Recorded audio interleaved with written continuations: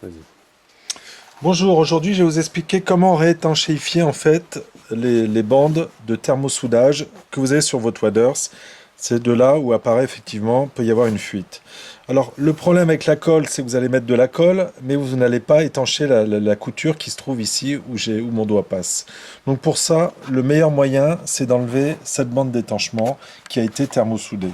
Alors pour ça, vous avez reçu avec votre waders un petit kit avec une bande d'étanchement. S'il n'y en a pas assez, vous m'en demandez, je vous en procurerai. Donc c'est la même méthode que ce soit pour cette bande-là ou pour la bande des chaussons, puisque celle-là utilise du néoprène. Alors, il vous faut pour ça donc une des deux bandes, un cutter qui coupe plutôt bien, une paire de ciseaux, un fer à repasser. Alors j'insiste sur la température, le point dans lequel la colle va se libérer est à 130 degrés. Donc 130 degrés, ça correspond à peu près au niveau de synthétique. Donc il faut faire des tests avant, hein, mais il ne faut pas hésiter à le faire sur le waders directement. Donc là, par exemple, je suis déjà normalement à 130 degrés. Donc vous appliquez votre fer sur les bandes que vous voulez enlever. Hein, il ne faut pas hésiter à y aller avec la pointe de votre fer. Donc ça va demander un petit peu de temps avant que votre colle se dissolve, hein, et vous grattez avec l'ongle.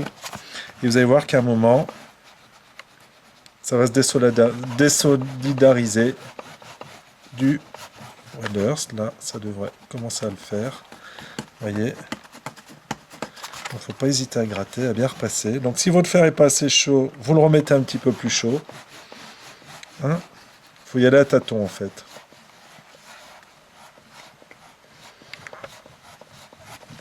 Voilà, là on voit que ça commence à partir. Hein.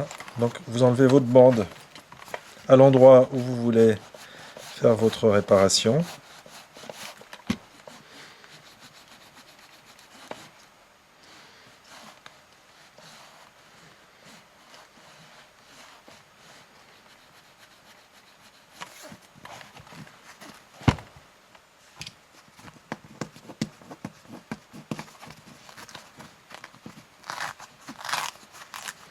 Voilà. Avec votre lame de cutter, ça c'est important, c'est bien couper tout doucement pour que ça soit net au moment où vous allez faire votre réparation. Hein, voilà, donc ici c'est bien net. Donc effectivement pas trop appuyé pour éviter de percer votre waders dans le tissu. Donc vous terminez avec votre fer d'enlever la bande. Donc pour cela vous appliquez effectivement votre fer et avec la chaleur tout va disparaître. Il faut qu'il n'y ait rien qui...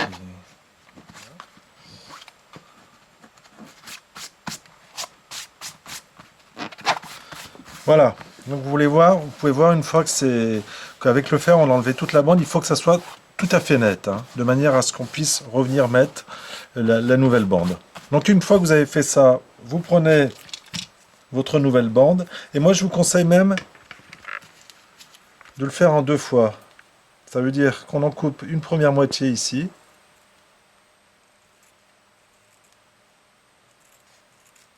donc de la longueur désirée.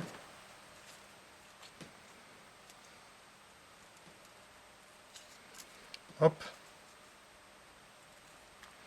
La même chose avec une bande un peu plus longue. Hein, on va faire même mieux que l'original, puisqu'on va mettre deux bandes d'étanchement. Donc la première, vous l'appliquez effectivement sur la couture. Alors, attention de ne pas vous cramer les doigts.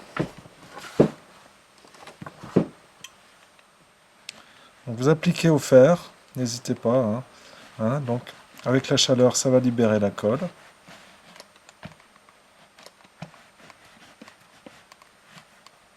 Voilà.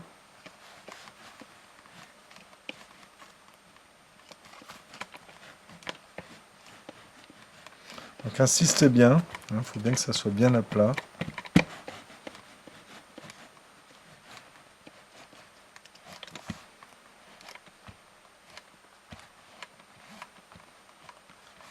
Voilà.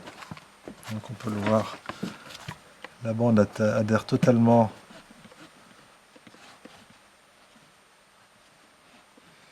Prenez bien votre temps.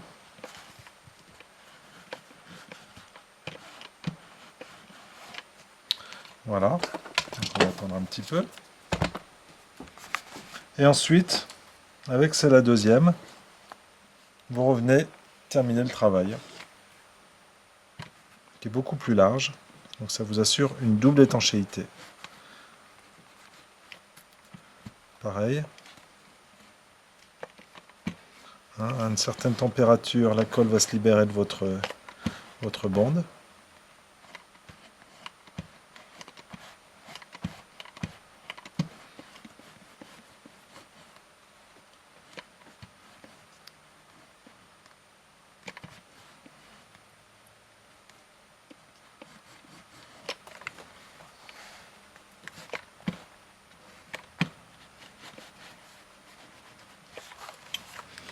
Et ce qui assure une complète